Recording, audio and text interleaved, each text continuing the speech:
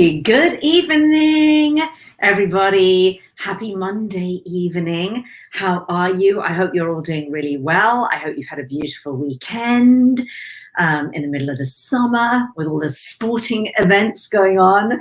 And it's great to be here with you all. So tonight, I am going to be talking about how and why social media can actually be making you sick. And it sounds a little dramatic, but I'm going to go into 5 reasons why social media might not be working for you, and really how to make it work for you. Hi, Leah. Hi, Joyce. So that's what I want to get into, because I think, honestly, in this day and age, when we all have social media, and it can be a absolutely fantastic tool, and it can be used as a very, very powerful tool. We can use it as a powerful tool. It can also be something that can be a bit of a destructive tool as well. So I want to go over this, and I want to go over the 5 reasons why and the 5 things that you can do. So hi, Sandra. Hi, Rebecca. Deborah. Hello, hello, hello, everybody. So let's get into this. So first off, let me ask you, do you have a love-hate affair with social media? What's your feeling about social media? Does it work for you? Do you love it? I'm going to ask you, actually, how many hours a day do you spend on social media? And when I say social media, whether that's Instagram, Facebook, Pinterest, any of the above, roughly how many hours? Just think about it right now. Hi, Fiona. Hi, Paz. Hi, Serene. Hi, Helene. How lovely to see you. So how many hours a day, if you really think about it, from when you wake up in the morning to when you go to bed at night, how many hours a day do you spend, do you think, on social media? And really think about it. Just, if you're at a desk all day, if you're sitting at Zoom meetings, how often are you popping onto your social media, and how often are you on your phone and whatnot? Okay, so Sandra said it works for my business. I love it, but it's a time suck. It's about 6 hours. Great. And thank you for being really honest about that.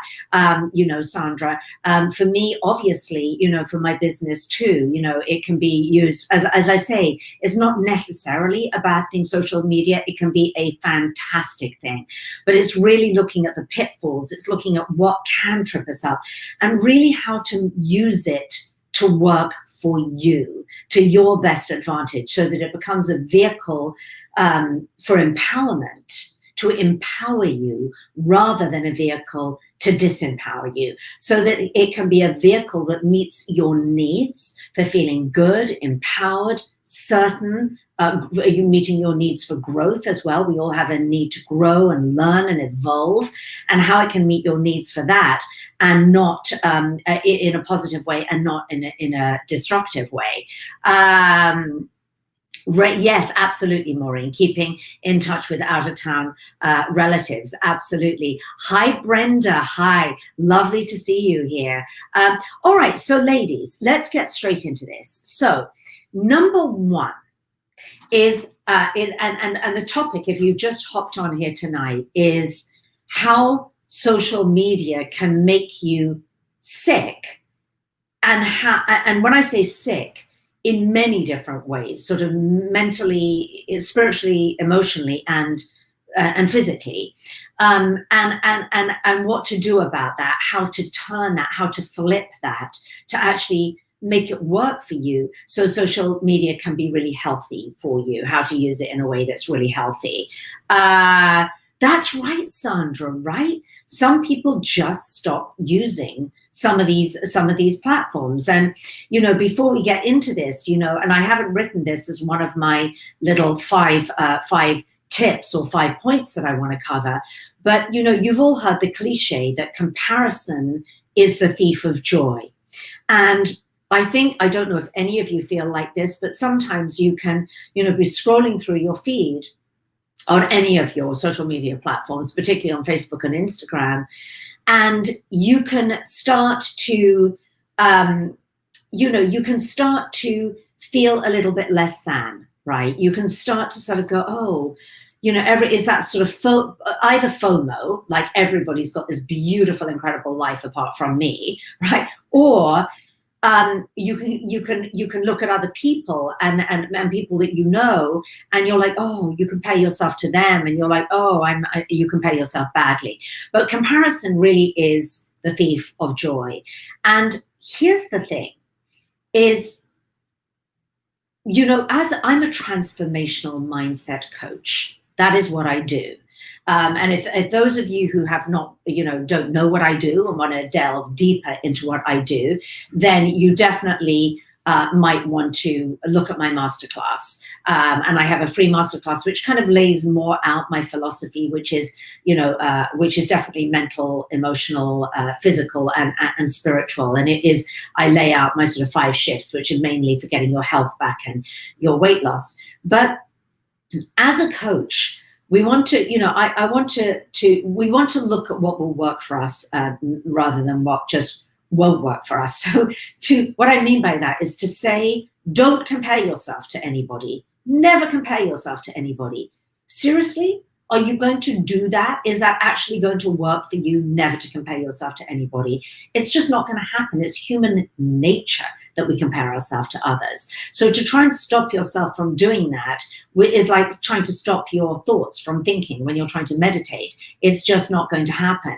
Hi, Laureen. So a more powerful way of dealing with this would be to just be aware of what you're telling yourself, be aware of your mindset when you're scrolling through your feed. And here's how to do it, is if you start feeling, so stay in touch with how you feel, your emotions. If you start feeling like, oh, suddenly I feel terrible, or I was feeling great, and now I'm in a horrible mood, or what I talk about a lot when I'm coaching my beautiful clients is, do you feel contracted or do you feel expanded?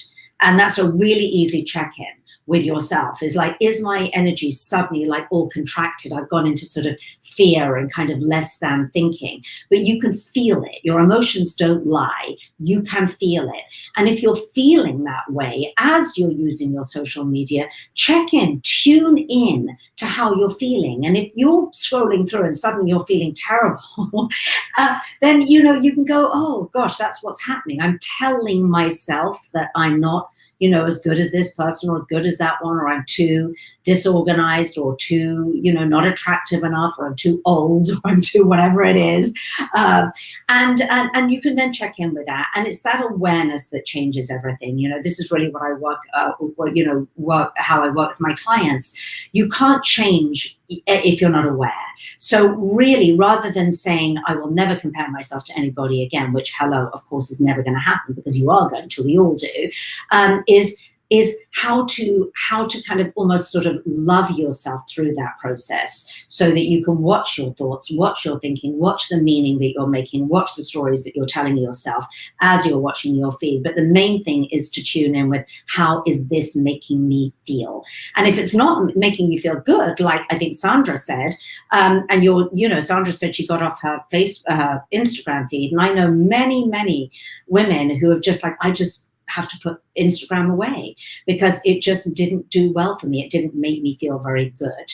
And if that's your choice, then a lot of people call it the sort of digital detox. Right. And Maureen, that's great. That's fantastic that you feel that way, and I'm really happy that you do. And that's wonderful to know that about yourself, and to say that past the age of 50, I think that there is some joy and wonderful upsides, isn't there, to turning 50 and beyond. And we just sort of get a bit older and wiser. And certainly, I know I have a daughter. My daughter's just turned 20, and I see what it is in their world and how hard it is for them to navigate that world of constantly comparing themselves. So it's a lot harder for them than it is for us, I think, because certainly, in our 50s, we grew up with a whole different set of values in a way, and so it's very, very different. Helen, I feel depressed a lot of the time. I need to get get off a lot of it. Don't seem to be able to. Great. Well, let's talk about that, Helene. Let's talk about that. And thank you for being so honest, Nancy.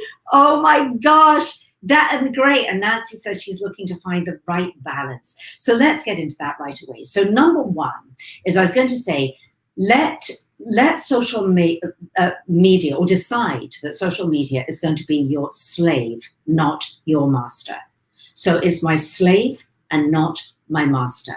I am going to make it work for me, not let it take control and mastery over my mind, because we know that it's very, very addictive, and we know that, you know, they're so smart and all the algorithms and all this stuff, you know, you just have to think of something and it suddenly appears on your YouTube feed, right? I mean, your Instagram feed. And so it's so clever and it's so smart that they've kind of got us. You know, you go search something online and the next minute suddenly, boom, you know, it's there on your Instagram feed. And so how do we make it be our slave and not our master? So we then want to decide how we're going to use it, Nancy. We want to decide, how am I going to make this work for me? And you really want to be very intentional about it. So first off, I would say the time thing is very, very important. If it's not my slave, if it's becoming my master, then that generally means that if I'm using it and therefore procrastinating on things in my life that are really important for my health and wellness and career and everything that I'm doing, if it's getting in the way of that, then it has become my master. And this is huge. This is like a big, big deal, because we all can, right? Get on your Instagram feed, and 20 minutes later, 25 minutes later, 30 minutes later, suddenly you've been in like a trance, a daze, or you've gone down all these rabbit holes. And that's 25 to 30 minutes of your precious day. And what do you want to ask yourself is, and what did you get out of that? So if you're just scrolling. So I think it's really looking at the time that you're using and what you're using it for. Now, some of you have said, well, I like to, you know, on Facebook and whatnot, I use it to check in with friends and family. Very often how I personally love Facebook is I love Facebook groups. So for me, it's almost the difference between a Facebook group for me is like the difference between walking around a city and having all of this stimulation and seeing people, places and things and stores and stimulation that I don't want to see and is not really welcome. And it's the difference between if I go into a Facebook group, and I'm a member of quite a few groups, and of course, you lovely ladies who are in my coaching groups, that's where I love to hang out. It's the favorite place that I want to be. Being with people I love, basically. But a Facebook group is where how I very intentionally use social media to be, you know, to work for me, not overtake me. And then I can get onto Facebook and I can go straight into that group. And if it's the city analogy, it's like going into a house. There's the house that I want to go into, the home that I want to visit with the people in it that I choose to be around. So in I go. And I will spend a certain amount of time in there conversing and connecting and being with the women that I love or family members that I love. And then I am out. I am out. It is done. So that's something that I really, yes. And absolutely, Sandra, there's interests as well. Exactly. So like-minded people. Sandra, I'm so glad you're honest about this. Sandra saying Instagram was taking so much time, right? To do both was unhealthy. So you chose which one? You chose which one worked for you. And it sounds to me that you chose that it's like, you know, the Facebook groups. So that's one way that you can really sort of intentionally use it. I think another thing is, you know, I enjoy Pinterest. And I do sometimes enjoy Instagram, because there's certain people that I follow on Instagram, and there's certain Instagram profiles that I really enjoy. I follow recipe creators, you know, whole food plant-based recipe creators, certain friends, and there's a lot of incredible value in there in tremendous value. There's certain doctors that I follow, etc. So I'm very, very intentional how I use it. And generally what I mean by that is I really use a timer. And so I literally just put a timer, set a timer on my phone, and I go, hey, remind me in 10 minutes, set a timer for 10 minutes. And that timer goes off, and then it's like, okay, it sort of shocks you out of your trance, and then you've kind of seen that, you've been in, maybe you've joined an Instagram live, maybe like now you're on with me, you've joined a Facebook live, and you know how long that's going to be, and you just carve out that time for you. I have to say my timer on my phone is just one of the most useful things ever, because that's how I can create a structure and discipline and boundaries for myself. So use your timer. You've got your phone anyway, right? So set a timer. And then that way, that's how you can make it be your slave and not your master. It's not all or nothing. You can use it, but time is our most precious resource, isn't it, ladies? Time. It's like, how many times have you said, oh my God, I haven't got time? Or there are never enough hours in the day, right? And that I know as a coach, and I am a coach, right, Nancy, and I will kick your butt if needed, that there's kind of no excuse. If one of my clients says to me, well, I haven't got time to work out, then very often one of the first things we'll go to is, well, how much time did you spend, scrolling on your Instagram or whatever? And I only call that out because I call that out in myself, because I know it's very easy to go, oh my gosh, I haven't got time. I haven't got time to meal prep. I haven't got time to do my meditation. I haven't got time to, well, hello, Sophie. You spent 20 minutes on, whatever it was, messing around on Pinterest or whatever. So that's where I have to create discipline, so that I love it. I love Pinterest. I love some of my Facebook feeds that I follow, profiles that I follow. I love my Facebook groups, but there's a time constraint on it. So that's where my timer comes in. So that's really, really important. And the other thing is that I also really check my procrastination piece at the door, because here's the thing, ladies, if there's things that you want to be doing in your life, if there's outcomes that you want to be creating, some of you really want to be getting healthier, slimmer, fitter, stronger, whatever, fill in the blank that you want to do. Some of you are creating beautiful things in your life. You're doing different things with your career. Maybe you're really dialed into changing your career, starting a new career in the second half of your life. Whatever it is, fill in the blank. All of those things take effort and concentration and commitment. All of them do. I am a mindset coach, and I know what it takes. It ain't going to happen unless you carve out the time for it and you have some discipline and structure around that, and a terrific mindset as well. So what you need to do is to really check in with yourself. Am I procrastinating? And if I am procrastinating, how am I procrastinating? Because this becomes a great tool for procrastination, doesn't it? It's like, oh, it's a little bit, I'll work out in a minute, but first I'll just kind of check out what everybody's doing, and then before you know it, boom, you've lost, an hour of your day. And so that's what I want you to be very, very mindful of, ladies. And you just need to, yes, to be brutally honest about that. Yeah, that's beautiful, Pam, exactly. And Maureen, does anyone else do Apple News and the magazines there? Yeah, and exactly, if you're looking for news, that's a great point, Maureen. If you're looking for news sources, there are certain things like Apple News and Flipbook, some people use as well, where you can dial in. But I will say, Maureen, that even that I have to be really, really careful with, because starting to looking at news sources can also be a little bit of a rabbit hole. It can be a little bit of a time suck.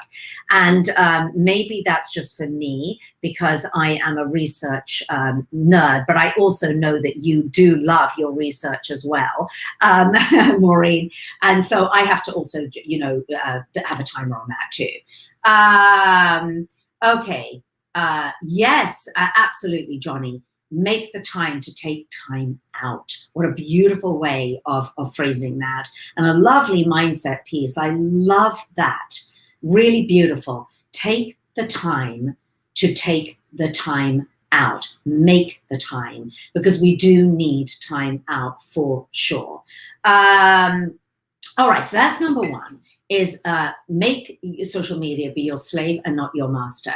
Now, number two, I'm just going to take a little sip of my tea, because I'm talking 19 to the dozen here, so give me a second. Take a sip of your tea or your water.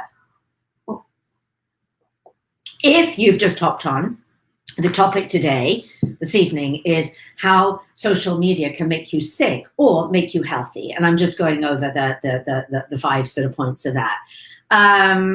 Okay. Yes, it was so different for us. Oh my gosh, it was so different. You can't even compare it, right, Maureen? Okay, so number 2 is check fact from fiction. Check fact from fiction. So if you're in the health and wellness space like I am, and I'm going to imagine a lot of you are because you're following me, we need to be really, really careful. I speak to women every single day. Nancy, thank you for posting that. Oh, thank you. Yes, Nancy, right. Welcome, Managing Time. This is Nancy Hunt. Yeah, checking procrastination at the door. Major, major. Yeah, beautiful. And sometimes we just need a bit of a wake-up call for that, right, Nancy?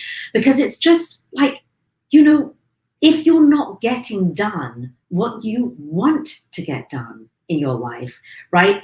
The other Nancy, I think there's 3 Nancys on tonight, but you know, the Nancy who's my beautiful client, Nancy, who's just on my coaching program, right? There's so much, Nancy, right, that we want to do and create in our lives, in our short, precious lives.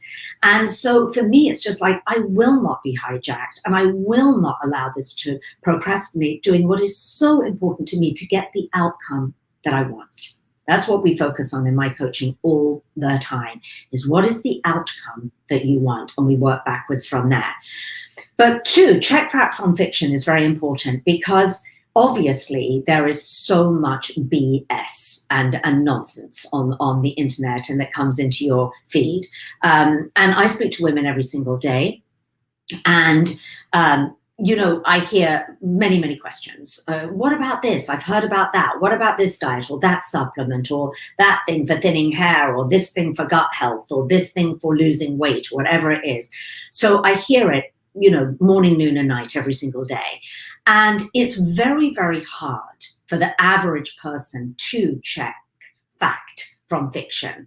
But we want to do that. So if there is something, if there's a particular thing that you're looking up or interested in, or problem that you need solving, then you want to be really mindful to check your fact from your fiction, meaning that you want to really dig in and do a little bit of research. Don't take anything, I'm sure you don't, but don't just take anything on face value, because there is so much kind of marketing out there, and it doesn't necessarily mean it's true. Now, I want to point you to a resource here, because I just think this is absolutely wonderful. So it's this book called Proteinaholic, right? And it is by Dr. Garth Davis, MD. He actually has a really great Instagram feed too. So go follow him and DM him and tell him that Sophie Giuliano sent you to him. I want to interview him actually. But he's interesting. He's super busy guy, and he is a bariatric surgeon, and he himself, his own lifestyle was that he ate, you know, very protein heavy, very meat heavy for years and years, and that's what he advocated to all his clients, until he's got really sick. And then he had to do the research. But because he's a research nerd like me, and he's in the scientific community, and he's a doctor, he really, really, really did his research. So this is a great book for all of you to get anyway. But I wanted to just read you what he says, because when I read this chapter, I was like, oh, I love how he's laid this out. So he basically has a chapter called How to Tell Fact from Fiction. And this really, I think, pertains to social media. So he goes, first off, never believe anything you find in a newspaper, magazine, blog, or TV or radio. And I would add to that social media, okay? And then here's number 2, you'll have to read because there's a lot on this, but number 2, he goes, never trust a single source in isolation. And I talk about this a lot because it's so vitally important. And one of the things he says is what he means by this is if it's one scientific study, just one, because everybody's going to go, oh, there's this one scientific study, right? He goes, don't fall for the pseudo experts online who use single studies to prove points while ignoring the preponderance of evidence to the contrary, right? And he goes, I'm not saying that every new finding is worthless. Be suspicious of outlier data and demand replication of the findings in larger, well-designed studies. Now, I'm not expecting that you are all going to go do this and go demand all these well-controlled studies and everything else. But at the very least, if it is something that you are particularly looking for or interested in, or a problem that you want to solve, let's say it is thinning hair, let's say it is healthy weight loss, let's say it is cancer prevention, let's say it is cardiovascular, you're suddenly at risk for cardiovascular disease and stroke, maybe you've had a stroke, maybe you know somebody who has had a stroke or whatever it is, that's where you really want to separate fact from fiction, because you're dealing with your body. This is you. You only get one for the rest of your life. This is it. So this is where you do, unfortunately, we really do need to do our research. And I know a lot of you are really good at doing that. Those of you who have been in my community a while are really good at doing that. And that's what I try to do for you. I try to do a lot of that work for you because it's just what I love doing. Oh, thank you. Thank you, Maureen. Blouse is Johnny Was. It's actually gone a little bit weird because of the lighting in here. But I love Johnny Was in the summer because it's super light, and always get a shop Johnny Was in the sale. And readers, can't remember where they're from, but thank you. Because you always get a pair of readers, I'm like, oh, are they do they make me look a bit weird? So thank you. I really needed that compliment from you, Maureen. All right, ladies, what I'm going to do is I'm going to put in a link to my masterclass here. And this is a masterclass that is that basically if what you're looking for, and I know a lot of you, have been in my community a little while, if you're newer to my community and what your struggle is with weight loss, health gain, if you are pre-diabetic, if you have high cholesterol, high LDL cholesterol, if you are gaining weight, particularly around your midsection, if what you've done in the past has not really worked for you, and maybe you've tried a lot of different diets and you've been led down the garden path or the rabbit hole by all these different approaches, then watch that masterclass. I have put the link in there. Yes, he's great, isn't he? It's right in there. And actually, I'm going to just pop it on Facebook because I didn't put it on Facebook. If you don't get that, just let me know and I can send you the link. But do watch that masterclass because I really attempt in that masterclass. I know a lot of you have seen it, but what I do is I lay the facts out really simply for you in terms of the shifts that need to happen in order for you to be able to get your health back, get your body back and get your health back. Okay. So how to separate fact from fiction. And what else does he say? Oh, Dr. Garth Davis says, consider the source, obviously. If you're looking at a study, check that it's not an industry-funded study. Many of them are, just saying. 4, consider the study design. How a study is designed is very important. They could put out a study saying, oh, we've studied how, I don't know, eating, I don't know what it is, coconut oil helped all these people, blah, blah, blah. But it's the design of the study. Was there a control group? What else were these people eating? It has to be a well-designed study, obviously. And what else does he say on this point? I'm moving on in a second. Question the choice of statistical analysis. It gets a little scientific here. Are they doing real science? Because there's a lot of pseudoscience. And do the findings make sense in the real world? So anyway, if you're interested, This is a man who has dealt with, as I say, bariatric patients, still does. He's pretty amazing. And the thing I love about Dr. Garth Davis, which is why I'm going to interview him, is that he just shoots straight from the hip. I think you just get the sense he's just like, certainly his Instagram, he's just like, let's just get to the truth here. And that's what I'm all about too. Certainly as far as, those of you who have worked with me, as far as weight loss and everything else is concerned and getting your health back, there is not time to be messing around with fiction. Many of us have not got time. We have not, time is not on our side. Life is precious. Life is short. Seriously. And whether it's a health issue that you might be facing, whether you're at higher risk for certain things, or whether it's the fact that you're walking around feeling stuck and less than a human being and less than enough, and your confidence is shot to pieces, either of those things or both of those things, you don't have to live that way. So if that's you, make sure you watch my masterclass, and I'll put the link in the caption to this video too. All right, number 3, beware of supplement marketing. So supplement marketing can be very, a really sort of hotbed of problems. Before COVID, year after year, for the last 10 years, I'd go to this massive expo called Expo West, which is the biggest natural health product expo in the world. It's in Anaheim near Disneyland, where it started off 10 years ago with like one big exhibit hall. Now it's like, 20 different exhibit halls.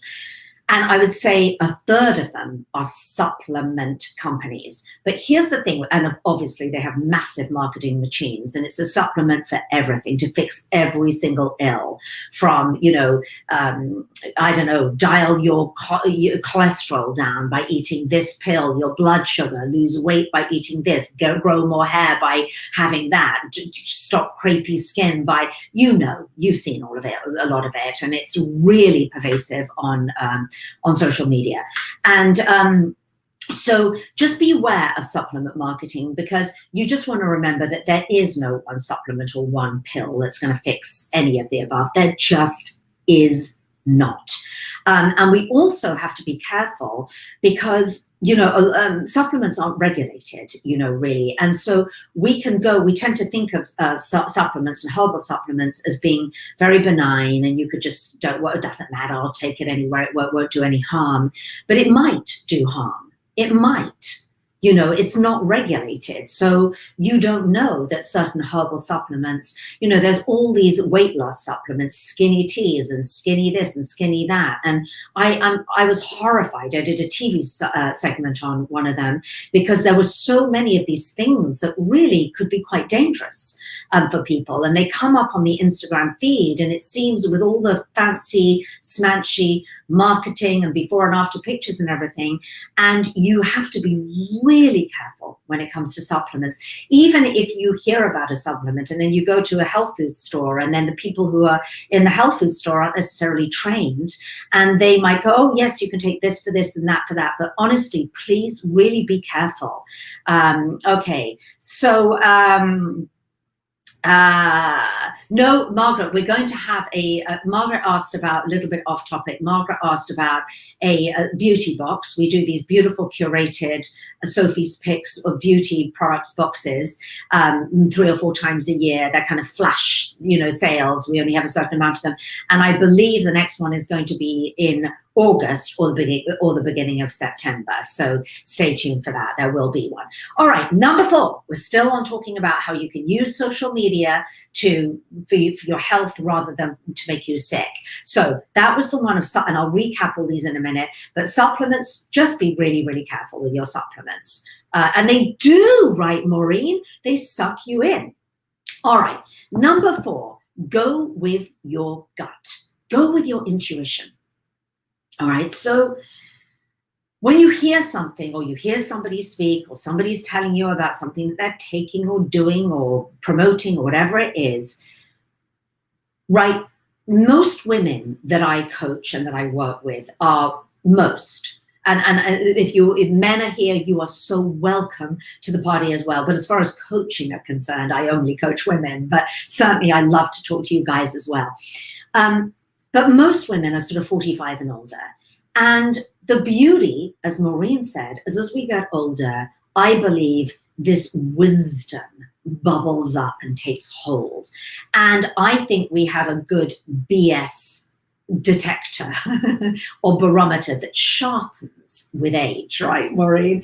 And certainly it does. And trust that. Trust that in yourself. So I speak to a lot of women who are, they might book a breakthrough call with me. That's an option as well, by the way. If you've seen my masterclass, you can always, I'm actually going to put a link in. If you are really struggling with your weight loss and health, you can always do that. And I'll pop a link in for that. But, I speak to a lot of women who are like, oh my gosh, you know what, Sophie? I just have heard this and I've heard this thing, and should I be taking this? And I don't know. And I feel very sort of powerless in the face of what to believe and what not to believe. And I get it.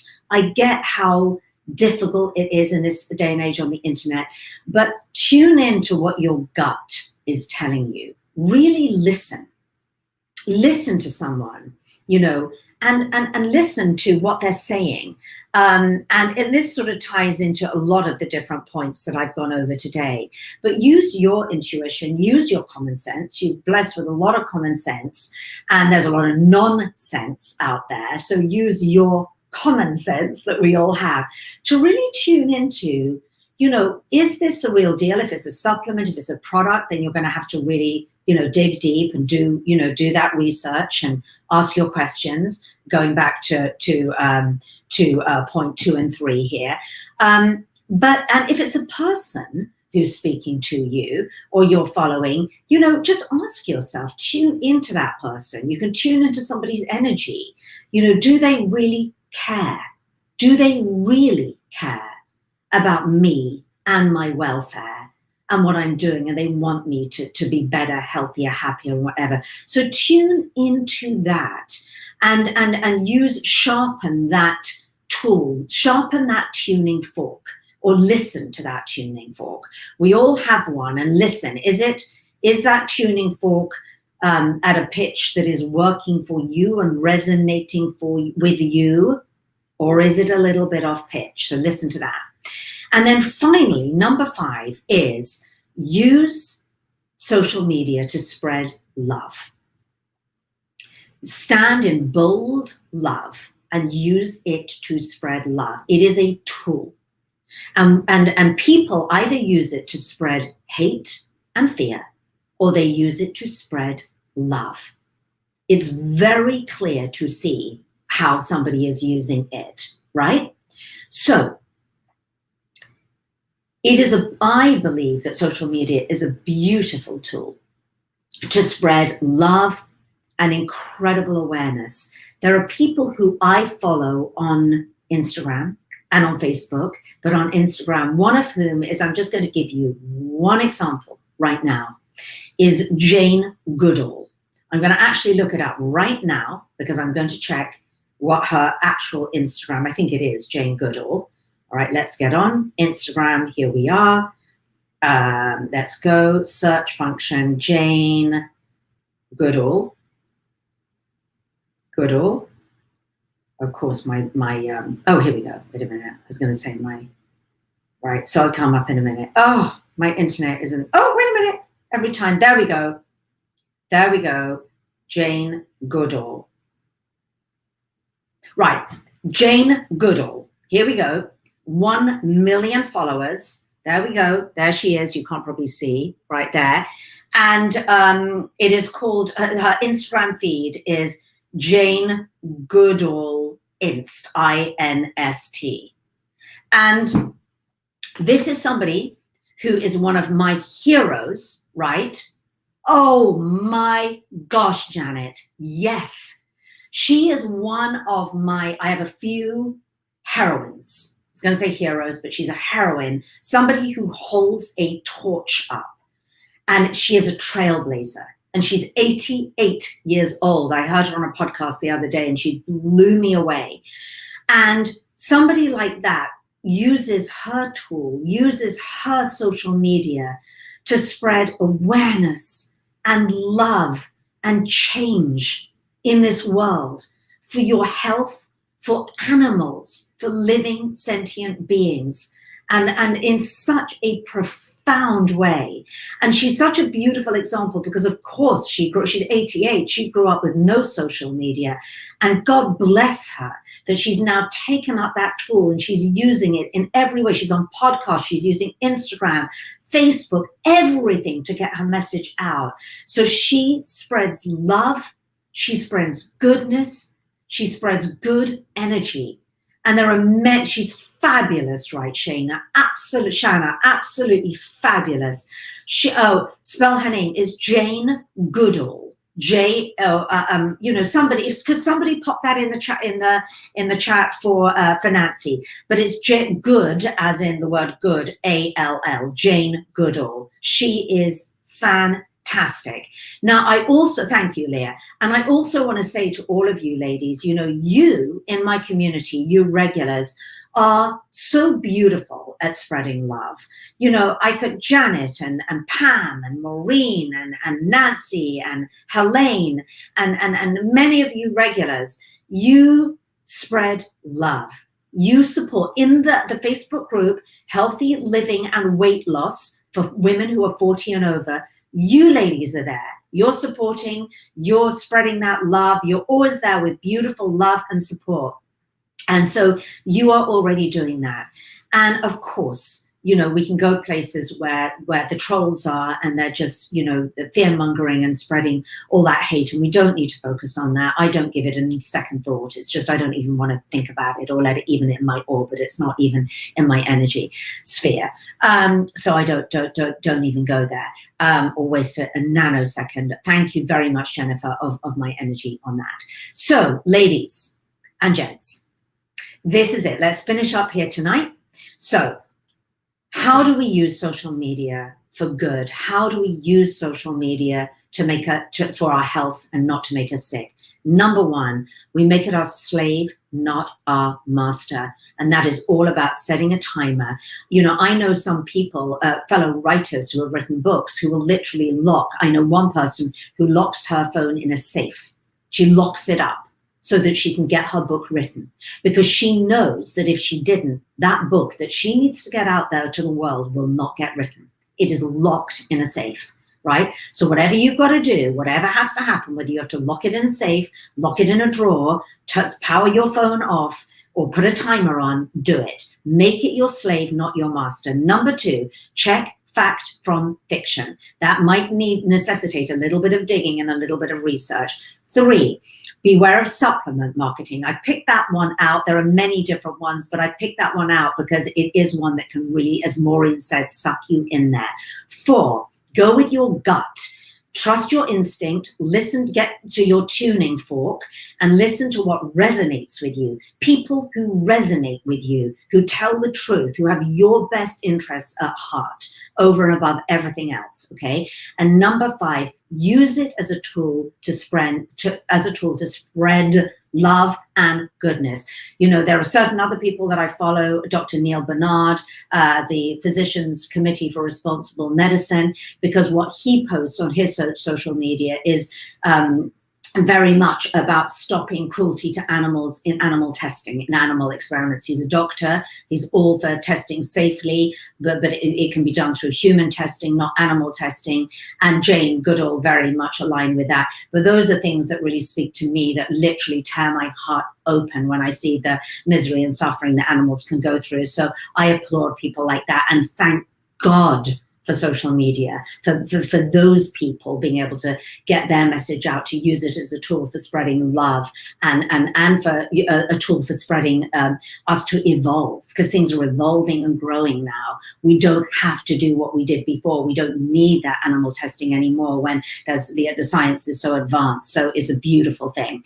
All right, that's all I've got for you tonight. Thank you for joining me with something that I'm passionate about talking about. And again, if you are suffering, if you need, suffering with, your health and weight loss and everything else, and you feel stuck and you know that you need some help, a helping hand to really take you in hand, I'm going to pop this in right now where you could book a breakthrough call with me. This really is just for women who are ready to really make some significant and deep changes in their life and know that they need, coaching and help full on to get them there and take them on a big journey. So I've popped that into the chat if that's something that you feel that you really need, if you feel a little bit lost in the woods and you need some help. And it's lovely to see you on as well tonight. Oh my gosh, beautiful, beautiful. Oh, that's great, Shanna. You can also set time limits on all of your apps on your phone. Mine are locked and have to unlock every time we want to access any apps. What a great idea. I didn't even think about that. Great. We learn something every live stream. All right, we have a great live stream next week. Really good one. We're going to be talking all about avocados. So come on for that. And have a beautiful week. Bye, everybody. Bye.